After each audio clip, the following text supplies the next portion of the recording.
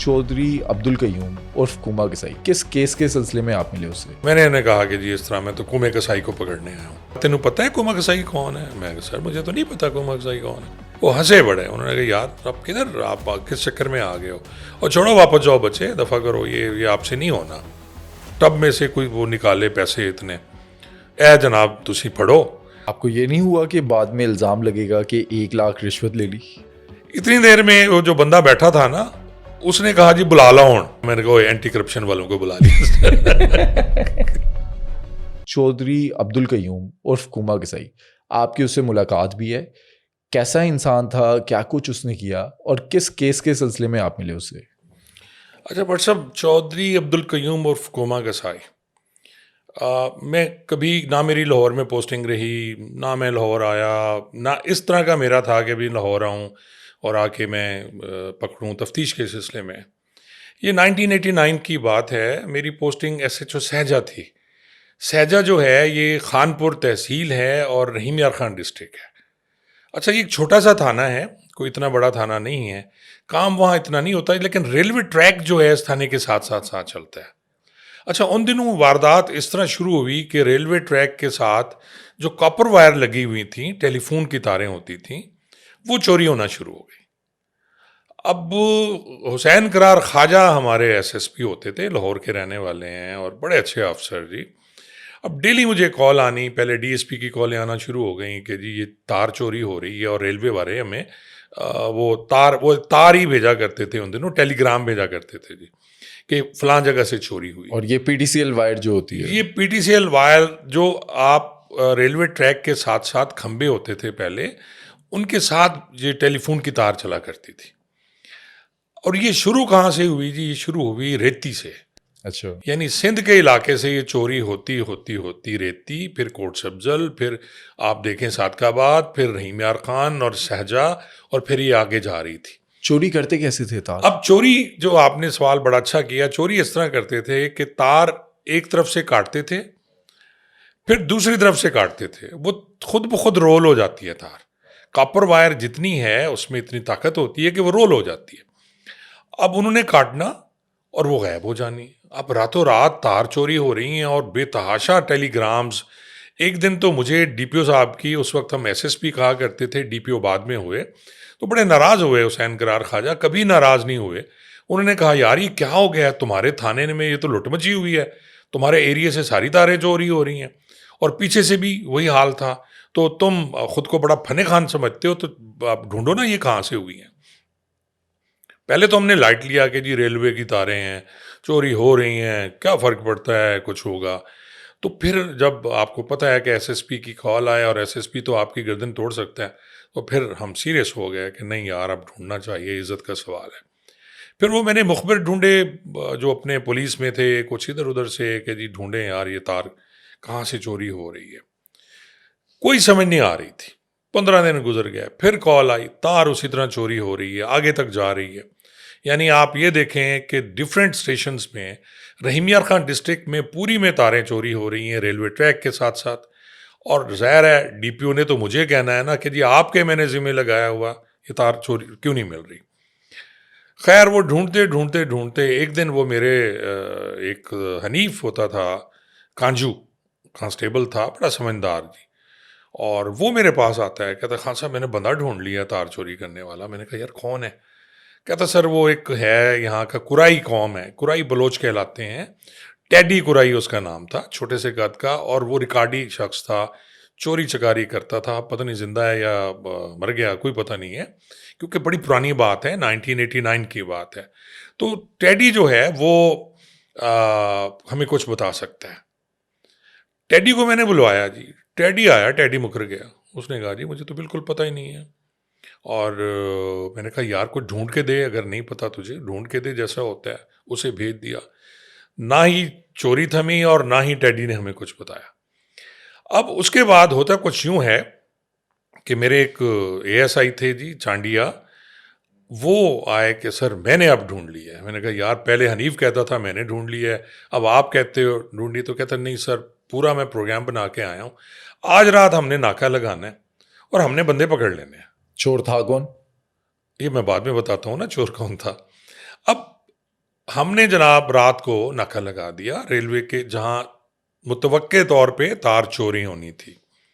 अब बैठे हुए हैं और फिर वही हुआ जी कि एक तरफ से अंधेरी रात थी, छुपे हुए हैं हम खेतों में, और एक तरफ से तार कटने की आवाज़, और फिर शां करके जैसे होता है कि तार रोल हुई तार, और वो हो गई। तो हमने फिर बंदा पकड़ लिया जी। अब बंदा वो जो था वो टेडी कुराई का एक रिश्तेदार ही था, वो भी कुराई था, और टेडी कुराई को भी उसका पता था, लेकिन टेडी हमें नहीं बता रहा था। मिला हुआ था साथ करवाने वो में? मिला हुआ था ना, साथ मिला हुआ था।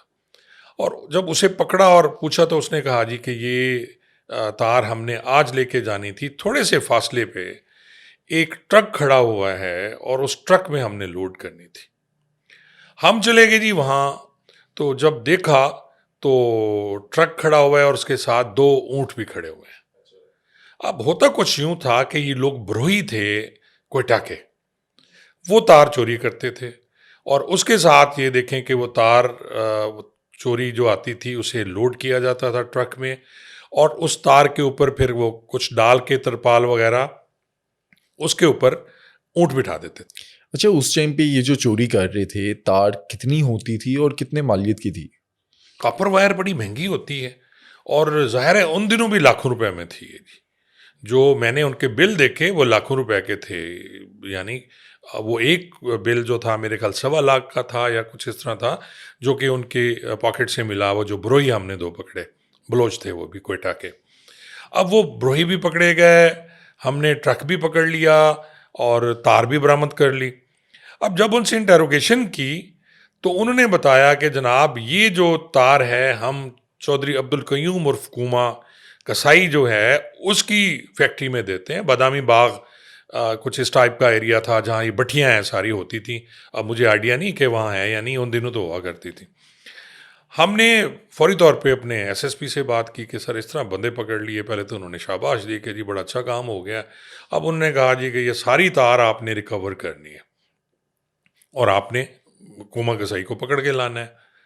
अब हमें नहीं पता कुमा कसाई क्या है ना, कि कोई जानता है उसके बारे में। वही जो उनके पास बिल्टियाँ थीं, जो उस बिल्टी क्योंकि ट्रक के साथ बिल्टी जाती है और उस एरिया में क्योंकि उसका नाम होता है या जिसके नाम जा रही है, तो और उनके पास एक किताब भी थी जिसमें हिसाब किताब बना हुआ था, छोटी सी बुक, कितने पैसे लेने हैं इतने देने हैं।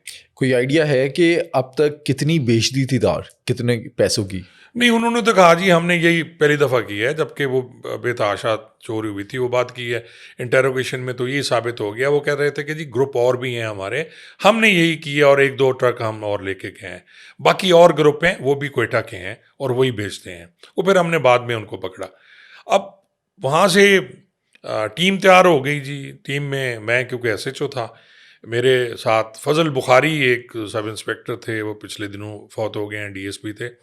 और फिर वो चांडिया था एक एएसआई, और मेरे ख्याल 5 या 6 कांस्टेबल। उनके लिए हमने वो वैन ली, वैन में उनको बिठाया और मैं अपनी गाड़ी में, जो मेरी कार थी, फजल बुखारी, मैं, हम लोग जी रवाना हो गए और हम लाहौर पहुंच गए।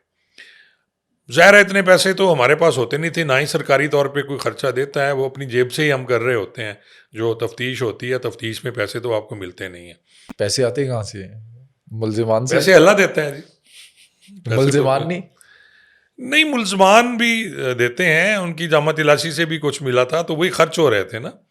उनकी जेब में से भी पैसे मिले थे, कि मेरे ख्याल 1.5 या 2 लाख उन दिनों मिला था, बड़ी हैवी अमाउंट थी। ये उसी से खर्च हो रहे थे। और बताया, हम बताते हैं अपने सीनियर्स को, और उन्हें भी पता होता है कि ये पैसे कहाँ से आते हैं, कैसे। अब ये बात पुलिस में कुछ छुपी हुई नहीं है। जाहिर है फ्यूल आप लगना है, किसी वहां से से आ रहे भी हैं। आप किसी से भी सवाल कर लें, किसी सीनियर से, कि जी एक शख्स, मैं अपने मातात को कहता हूँ, सब इंस्पेक्टर को कहता हूँ, लाहौर वाले को, कि जी आप कराची जाके रेड कर लें। तो मैं उससे पूछता हूँ कि कराची जाएगा कितना खर्चा होगा? तू कार में जा रहा है, तू वैगन में जा रहा है, तू बस में जा रहा है, तूने एक हफ्ता रहना है, 4 मुलाजिम तेरे साथ हैं, वो कहाँ से खाएंगे? तो ये सारे वो सच हैं जो कोई आपको बताता नहीं है, पर है ये सच। चाहे वो आईजी से पूछ लें, चाहे कांस्टेबल से पूछ लें। ले जी, हम लाहौर पहुंच गए। यहाँ एक सिटी होटल होता था उन दिनों रेलवे स्टेशन के साथ, अब भी होगा। वहाँ हमने कमरे ले लिए जी 3, जिसमें कुछ में कांस्टेबल, एक कमरे में मैं और वो फजल बुखारी, एक कमरे में वो सब इंस्पेक्टर जो एएसआई था हमारे साथ, चांडिया, वो रह गए। अगले दिन जी हमने अब जैसे होता है कानूनी कार्रवाई हमने करनी थी। जो हमारे एसएसपी थे हुसैन करार ख्वाजा, क्योंकि लाहौर के थे, सर्विस उनकी ज़्यादा सिंध में रही, लेकिन उन्होंने यहाँ एक दो जगह फ़ोन भी किया और उन्होंने यहाँ उस वक्त के जो एसपी सिटी थे जुल्फ़कार चीमा, जो आईजी रिटायर्ड हुए हैं, ये वहाँ एसपी सिटी थे, और उन्होंने मुझे कहा कि आप जाके जुल्फ़कार चीमा से मिल लें। अब मैं गया जी, तैयार होके हम गए, मैंने यूनिफॉर्म पहनी और फिर मैं असलम शाही एक होते थे डीएसपी इंडोनेशिया, ये बड़ा नाम है लाहौर का, वो क्योंकि भावलपुर साइड पे रहे हैं, मैं उन्हें भी मिला, वो भी सुनाता हूँ कि उन्होंने क्या कहा। अब जुल्फ़कार चीमा साहब को मैं पेश हुआ, मैंने सलाम किया और उन्होंने कहा जी कि मैं आया, पंजाबी में बात करते हैं। तो मैंने उन्हें कहा कि जी इस तरह मैं तो कुएं कसाई को पकड़ने आया हूँ।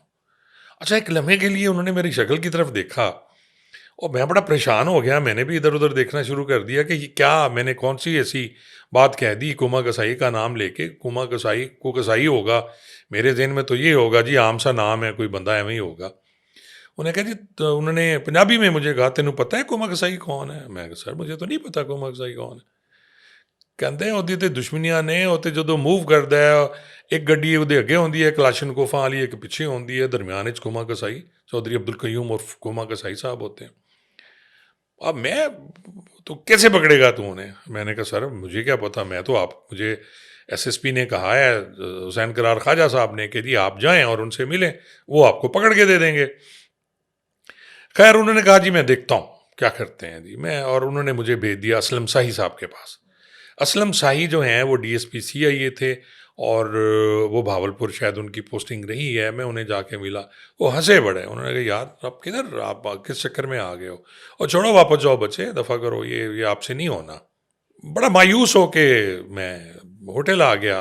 अब हम सोच रहे हैं, मैंने बताया हुसैन करार ख्वाजा साहब को कि सर वो तो चौधरी अब्दुल कयूम जो हैं वो तो बहुत बड़ा डॉन है यहाँ का, और उसकी तो जनाब ये ठेके हैं उनके, जो बकर मंडी है उनके ठेके इनके होते हैं, और उन दिनों बकर मंडी में अफसरान को वो बकरे भी भेजा करते थे कुमा कसाई साहब, सारे बड़े बड़े अफसरान जो होते हैं, जैसे आपको पता है सेक्रेटरी लेवल है, फलां लेवल है, फलां लेवल है, वो बड़ा दयालु किस्म के थे चौधरी कयूम साहब। और दयालु थे या गैंगस्टर थे? गैंगस्टर भी तो दयालु होते हैं ना, तीफी भी तो दयालु था जी। तो ये सारे गैंगस्टर दयालु होते हैं। अगर गैंगस्टर दयालु ना हो तो उनका गैंग नहीं चलता। गैंगस्टर अपने लोगों को पैसे देगा, नीचे वालों को तो वो चलेगा ना, वो पुलिस वाले को देगा, वो जितने रिलेटेड उससे जहाँ जहाँ उसके काम है सबको देगा, वो अपना टेका बनाने के लिए पैसा खर्च करता है, और गैंगस्टर हमेशा पैसा खर्च करते हैं पुलिस की प्रोटेक्शन के लिए। पुलिस की प्रोटेक्शन के लिए, और पुलिस वाला बगैर पैसे के तो काम नहीं करता। वो कहते हैं ना पुलिस वाला या कैद आज़म के कहने पे काम करता है या डंडे के जोर पे, जिससे उसे पता हो कि इसकी गर्दन टूट जानी है। यानी पुलिस वाले को पता है मेरी गर्दन तोड़ देनी है सफारिश ने, तो वो काम करेगा, वरना नहीं करेगा, वो फिर उसकी अपनी मर्जी है। ले जी, मुझे उन्होंने कहा यार फिर तो वापस आ जा, हुसैन करारा ख्वाजा साहब ने। मैंने कहा सर अब मैं इतनी दूर से आया हूँ, मैं कुछ करके आऊँगा जी। अब रात गुजर गई जी, अगले दिन सुबह सुबह वो आया, कुछ दरवाजे पे नाक हुई जी। अच्छा, रात को आप प्लान करके सोए थे कि कल आपने जाना है किसी तरह से मिलना जी, मैं है? सोच रहा था क्या करूं मैं, अब आया हूं, कुछ ना कुछ तो करना चाहिए। और फिर यही होता कि अगले दिन हम चले जाते शायद। गिरफ्तारी के लिए?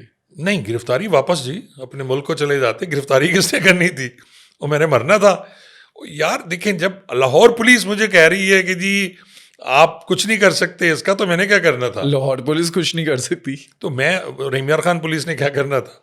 तो हमने तो यही किया जी, चलें फिर बहाना मिल गया, हम कह सकते हैं जी हम गए थे, चौधरी कयूम साहब नहीं मिले, वो लंदन गए हुए हैं या कहीं गए हुए हैं, तो ये बहाना ही होता है ना। जिमनियों में भी लिखते हैं जी रेड किया तो कोई नहीं मिला, तो हमें तो फैक्ट्री में जाके उसके रेड किसने करना था? मुझे तो नहीं पता बदामी बाग में किधर फैक्ट्री है। निशानदेही के लिए तो आपको बंदा चाहिए ना, आपको पुलिस चाहिए, तरीकाकार पुलिस जो ने पुलिस हाथ का खड़े कर है। दिए। देखें, पुलिस का तरीकाकार ये है, अगर बाहर से कोई आता है तो वो जाएगा मुतलका थाने में, रपट लिखता है, वहाँ से अपना इमदादी साथ लेता है, फिर रेड करते हैं। तो वो तो हो नहीं रहा था, कोई जाने को तैयार नहीं था। सुबह सुबह तकरीबन 8 बजे अगले दिन मैं उठा हुआ था, मैं सोच रहा था फजल बुखारी को कि यार चलें वापस। तो दरवाजे नाक हुए, मैं बाहर गया तो 5-7 लोग खड़े हुए हैं, उन्होंने बड़े बड़े पैकेट उठाए हुए हैं, और मैंने कहा जी हाँ जी। उन्होंने कहा जी ये चौधरी अब्दुल कयूम साहब ने आपके लिए नाश्ता भेजा है।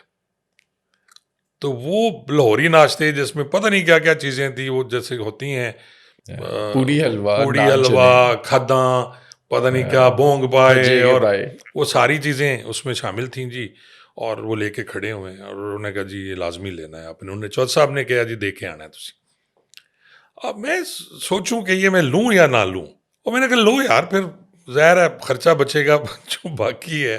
तो हमने जी वो रखवा ली अपने पास, और नाश्ता वाश्ता करके साथ ही उन्होंने कहा जी कि चौधरी अब्दुल कयूम जो कहते हैं, उन्होंने तो चौधरी अब्दुल कयूम कहा, कुमा के साई नहीं कहा।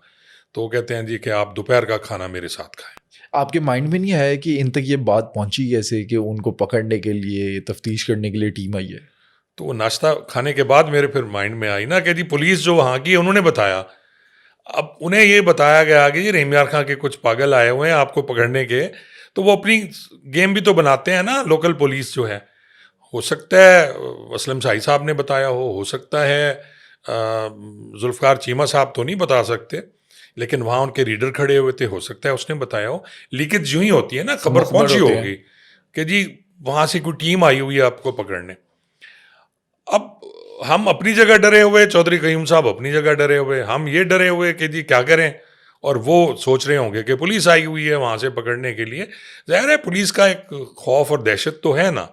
वो कहते हैं ना दो चीज़ों की दहशत है, एक पुलिस की और एक सांप की। जहाँ सांप गुजरता है वहाँ भी दहशत होती है, जहाँ पुलिस का शुक्र सुन लें पुलिस आई है तो फिर देखें कैसे जवारी भागते हैं। ले जी नाश्ता वाश्ता करने के बाद अब मैं सोचने पे मजबूर कि मैं जाऊं या ना जाऊं। मैंने कहा यार वहाँ गया तो पकड़ के बिठा लें, कोई और हज़ार कुछ हो सकता है। तो फिर मैंने मशवरा किया उस फजल बुखारी से किया, मैंने अपने जवानों से। अच्छा मेरी आदत है मैं हमेशा मशवरा ज़रूर करता था अपनी पूरी टीम जो है उनसे, मर के क्या होना चाहिए। हम लोग बैठ गए और फिर हमने किया। कुछ ने कहा जी नहीं जाना चाहिए, ख़तरा है सर, वो तो बड़ा बदमाश आदमी है, गैंगस्टर है, तो वो कोई ऐसी ज्यादती ना कर दे, फिर पूरी ज़िंदगी आप वो उतारते रहते हैं, जो आपके साथ ज्यादती हुई तो क्या होगा। खैर वो मैंने ये डिसीजन किया नहीं मुझे जाना चाहिए, ये बुजदिली है कि मैं ना जाऊँ। मैंने कहा जी हम लोग आएंगे, 12 बजे का टाइम फिक्स हो गया, शायद 1 बजे का टाइम फिक्स हो गया। तो एक गाड़ी उनकी आ गई, मैं अपनी कार में, मैं फजल बुखारी और वो चांडिया जो था ASI, हम 3 लोग, असला वसला भी हमने साथ नहीं लिया गाड़ी में, और हम चले गए। मैंने कहा जो होगा देखा जाएगा, क्या करेगा। मैंने कहा चौधरी अब्दुल कयूम बंदे तो नहीं खाएगा ना, कुछ बात ही करेगा। ले जी हम पहुंच गए शेरावाला गेट, मुझे आज भी याद है।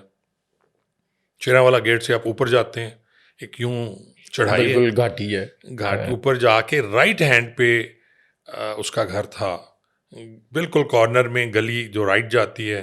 तो वहाँ हम लोग पहुँच गए जी, और दरवाजे पे हमारा इस्तकबाल किया चौधरी अब्दुल कयूम साहब ने जी।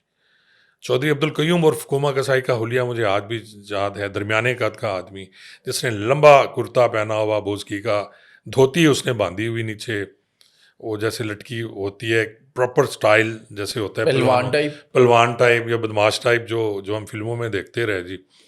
और वहाँ 3-4 और लोग भी थे। तो हम वो ले गया हमें, और जाके हम बैठ गए। एक कमरा था ड्राइंग रूम टाइप, उसमें कुर्सियाँ पड़ी हुई थी, सोफे थे, हम भी बैठ के वो भी बैठ के। अब बात शुरू हो गई होना, इतनी देर में फ़ोन की बेल बजी। लाइन नंबर था, उन दिनों ये नहीं थे, मोबाइल फ़ोन्स नहीं हुआ करते थे लाइन नंबर से। तो उन्होंने कहा जी ये आपके एक अफसर हैं, बात करें। सिफारिश आ गई। सिफारिश आ गई थी।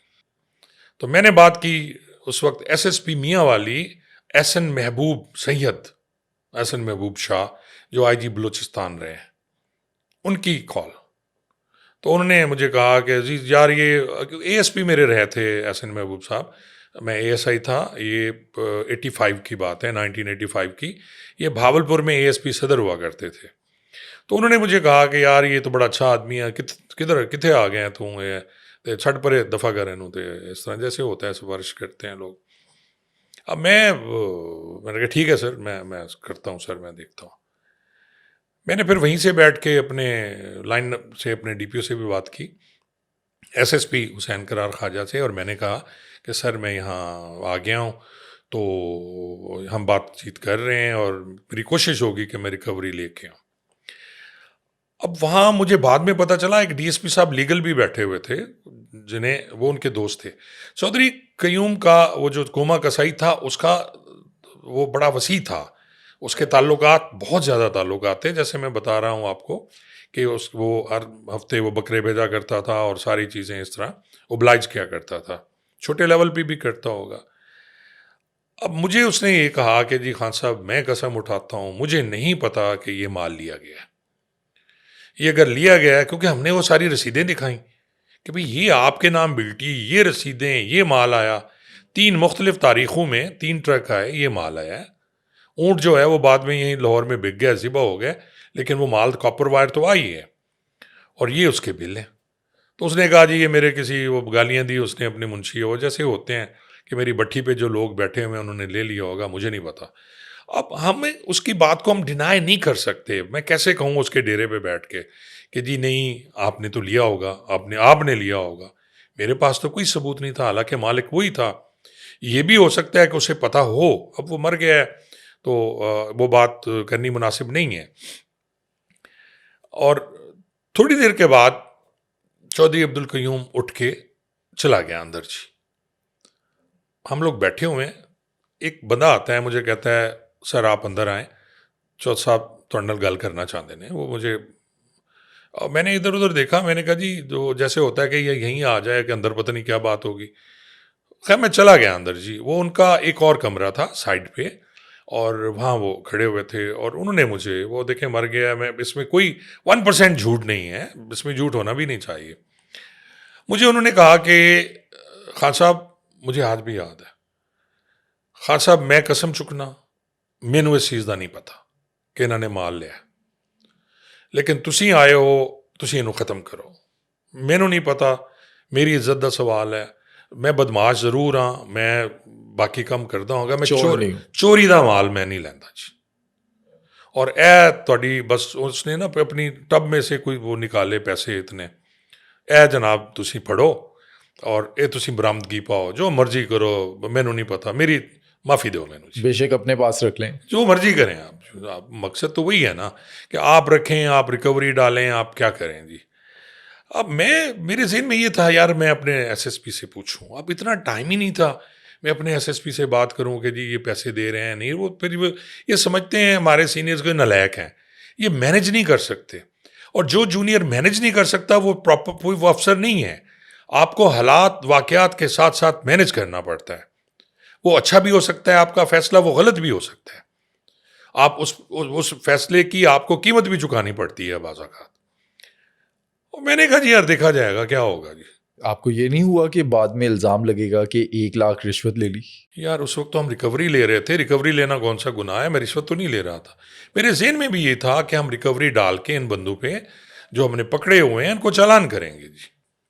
और वही हमने फिर ये किया कि उसको मैंने कहा जी ठीक है। मैंने एक लम्हे के लिए सोचा, और इस मामले में हमेशा अजीब सा रहा हूँ, मेरे फैसले हमेशा अजीब होते थे, और बड़े फैसलों पे मैं पछताया भी सही बाद में, लेकिन मैं सोचता नहीं था। और आज भी वही हालत है कि एक लम्हे में फ़ैसले कर लेने। जी मैंने कहा जी ठीक है। उसने मुझे पैसे पकड़ाए, मैंने पैसे हाथ में लिए, उसी तरह मैं बाहर आ गया।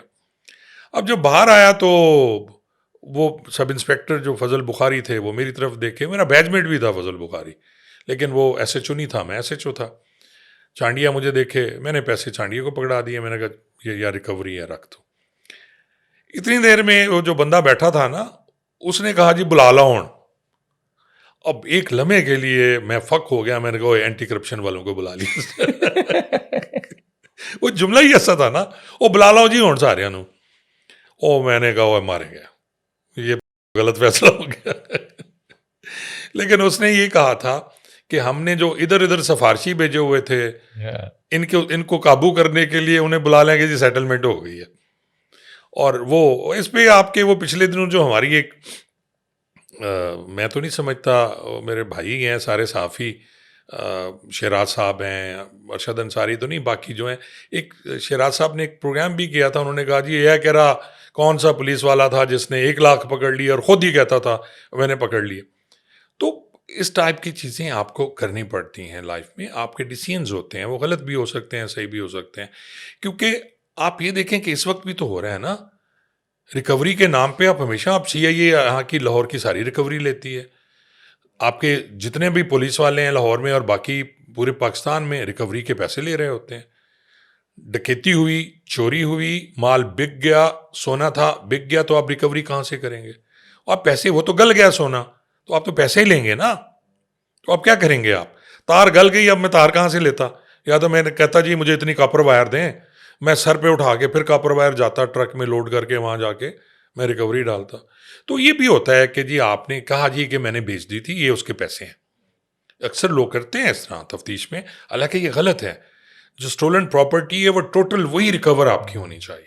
लेकिन अगले जो हैं वो गिरफ्तार भी करते होंगे रिकवरी के साथ साथ। नहीं, गिरफ्तार बंदे तो हमारे पास थे ना जी। देखें, 2 किस्म की चीज़ें हैं ना, एक करने वाला है, एक लेने वाला है।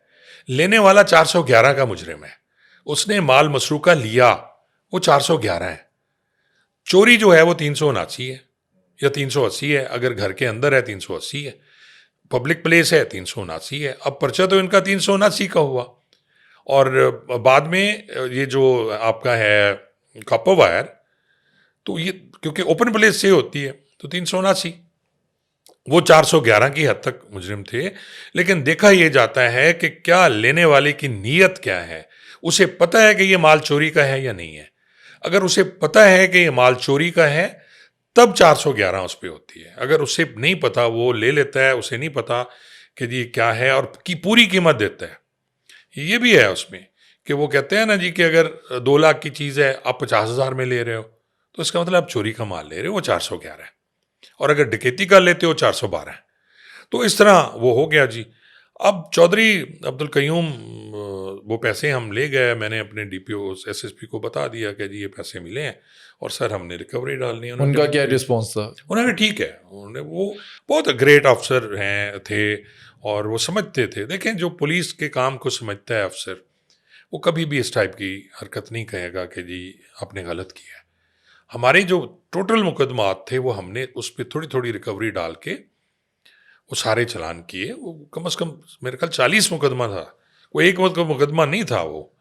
और उस पे हमने वो सारे चलान किए। बाद में वो एंटी टेररिस्ट कोर्ट में चलान हुए, वो भी पूरी स्टोरी है कि जज ने, एंटी टेररिस्ट कोर्ट ने हमारे साथ क्या किया, वो किस तरह हमने जलील हुए, वो एक अलग स्टोरी है। खैर, हमने वो रिकवरी ली। चौधरी उसने कुमे कसाई ने हमें सी ऑफ किया, और फिर मेरे उससे बड़े अच्छे ताल्लुकात रहे। मेरी फ़ोन पे उससे बात होती थी। एक दफ़ा उसने मुझे कहा मुझे खुसे बनवा के भेजे, मैंने उसे खुसे बनवा के भेजे वहाँ से। और काफ़ी गपशप, बाद में मुझे पता चला उसकी अपने बेटे से वो बड़ा प्यार करता था। और एक दफ़ा मैं ऐसे मिलने गया, वैसे मैं लाहौर आया हुआ था, तो उसने जाके दिखाया मेरे बेटे का, ये वॉशरूम है, ये घर है। और बाद में मुझे पता चला कि डेथ हो गई है उसकी, उसके क्यूम की। फिर मुझसे कभी मुलाकात नहीं हुई। अब ये जो तारें थी, फिर हमने जाके मुलजिम ले गए। ये फिर एंटी टेररिस्ट कोर्ट में ये केस चला गया था। और एंटी टेररिस्ट कोर्ट में एक जज साहब होते थे उन दिनों। ये एंटी टेररिस्ट कोर्ट जो है, इसमें सख्ती बड़ी होती थी और ऐसे जज बिठाए जाते थे जो बदतमीज़ हों।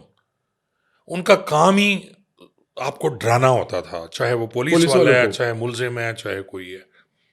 और मुझे याद है ये रिकवरी ऊँट थे 2, उसमें ज़ाहिर है 2 ऊँट मिले, हमने वो रिकवर किए। तारें थीं वो रिकवर की, ट्रक था वो रिकवर था, रिकवरी में डाल दिया। अच्छा, वैसे ये केस एंटी टेररिस्ट कोर्ट में क्यों गया? उन दिनों कोई भी ऐसा जुर्म जिसमें पब्लिक में खौफ हिरास फैलता है, तो ये इस टाइप का केस था। मुझे नहीं पता कि क्यों एंटी टेररिस्ट कोर्ट में, उसमें क्लाशनकोफ रिकवर हुई थी, मुझे याद आ गया, क्योंकि एक मुलजिम से क्लाशनकोफ मिली थी। वो जो हमने पकड़े थे ब्रोही, एक के पास क्लाशनकोफ थी। और उन दिनों ये था कि किसी मुकदमे में अगर क्लाशनकोफ रिकवर होती है तो वो केस खुद ब खुद चला जाता था। यानी क्लाशनकोफ भी एंटी टेररिस्ट कोर्ट में ट्रायल के लिए जाती थी और 15 दिन में इसका फैसला होना था। अच्छा, उस केस में क्या सजाएं मिली?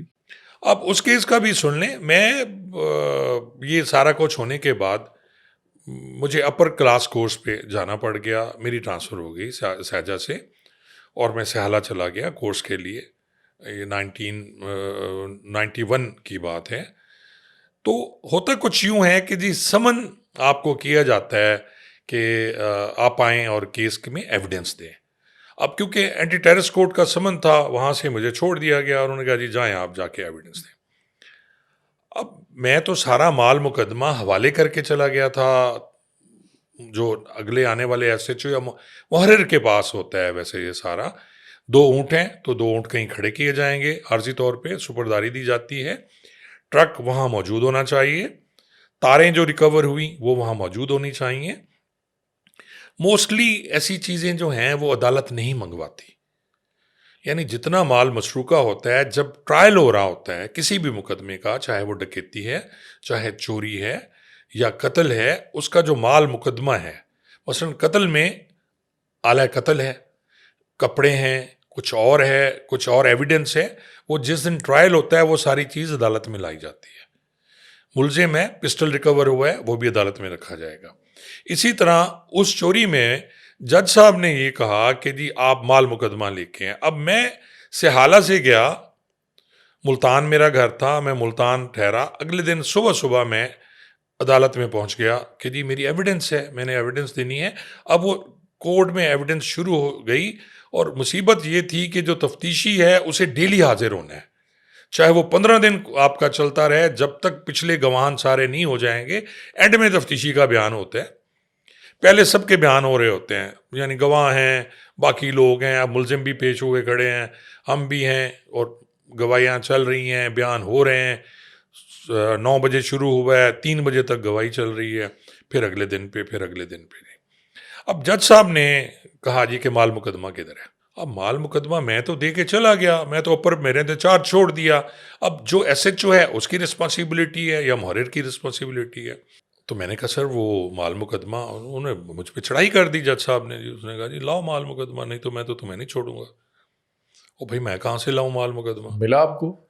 वो फिर मैंने जाके पता किया तो उन्होंने कहा जी कि वो ऊँट तो सर एक ऊँट मर गया और दूसरा ऊँट है, तो वो ट्रक खड़ा हुआ है जी, ट्रक कैसे लेके जाएं, और तारें भी हैं, तो ऊँट नहीं है, एक ऊँट नहीं है। और हमने बड़ी ट्रक को दोबारा ठीक कराया जी, अगले दिन के लिए पहुँचे वहाँ, टायर वायर उसके ख़त्म हो चुके थे, खड़े खड़े वो टायर नए डलवाने पड़ गए हमें। तो वो जिसके पास ऊँट खड़ा किया था और उसने कहा जी मर गया एक ऊँट। वो एक ऊँट लिया हमने, ऊँट ट्रक में बिठाया, ट्रक तारें लेके हम फिर अगले दिन सुबह फिर आ गए। मुझे खुद जाना पड़ गया साजे बहावलपुर से। अब जज साहब नाराज़ हो गए कि वो दूसरा ऊँट किधर है। वो सर एक लाए हैं, दूसरा मर गया, उसने कहा रपट किधर है। अब रपट तो थी नहीं। फिर वो कहें कि ऊँट का सर किधर है, कि उसका सर क्यों नहीं रखा गया, उसकी रपट क्यों नहीं लिखी गई। वो बड़ी मुश्किल से जी हमारी खूब बेइज्जतियाँ हुई। और उस मुकदमे में आप देखें कि मुझे दोबारा ट्रक के टायर डलवाने में, मुझे ऊँट एक और लेने में, और एक ऊँट लिया जी हमने फिर। अच्छा। वो पेश किया हमने ऊँट बाकायदा जी, कि वो मिल गया था सर, मरा नहीं था, वो कहीं इधर उधर हो गया था। तो ये जो अदालतें हैं या ये बड़े जो हमारे सीनियर हैं, ये नहीं सोचते, इनके मुंह से ही बात निकलनी होती है और ये बड़ी मज़े की बात कर देते हैं। अगला रुल जाए, मर जाए, और आप यकीन जाने कि उसकी अच्छे खासे मेरे पैसे खर्च हुए, सारे मैंने किए। और जेब से गए थे या? जेब से। फिर यार मैं तो स्याला था, एसएचओ तो मैं था नहीं, मैं कहीं से लेता, तो अपनी जेब से खर्च किए जो मैंने रखे हुए थे। तो इस तरह फिर ये कहानी है जी कुमा कसाई की और इस केस के ट्रायल की। और बाद में पता चला वो सारे बरी हो गए थे जी, तो साहब ने छोड़ दिए थे। कुमा कसाई को आपने ये सारी स्टोरी सुनाई? आपने नहीं, बताया उसको क्या कहाँ कुछ हुआ? सुनानी थी उसको, नहीं बाद में नहीं सुनाई मैंने। अच्छा, कुमा कसाई के बारे में जब आप लाहौर भी आ गए, पता चला कि क्या क्या काम वो करता था, किस तरह का गैंगस्टर था? यार कोई मुझे इसके बारे में कोई ज़्यादा आइडिया नहीं था, लेकिन इतना ज़रूर था कि उसके मोहल्ले वाले जो थे वो उससे खुश थे।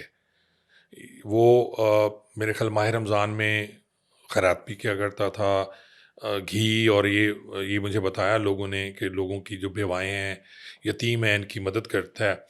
बाकी जो उसकी दुश्मनियाँ तो बेतहाशा थी, मुझे नहीं आइडिया किस किस से दुश्मनियाँ थी। और क्या करता था, ज़ाहिर है जगहगिरी तो करते होंगे जी, बदमाशी के साथ ही सब कुछ होता है। और जब टेरर बिल्ट होता है फिर सारी चीज़ें साथ साथ शुरू हो जाती हैं, चाहे वो कोई कोई भी बदमाश हुआ, मैं नाम नहीं लेता। तो नाम तो है ना यहाँ चौधरी जो कुमे कसाई का, आप किसी से भी शेरांवाला गेट में जाके बात करें, आज भी कुमे कसाई का नाम लिया जाता है। उसके भतीजे अब बिजनेस करते हैं, क्या करते हैं मुझे नहीं, मेरा फिर किसी से, एक चौधरी अनवर था उसका भतीजा जो उसके साथ होता था, मुझे नहीं पता वो किधर हैं क्या हैं।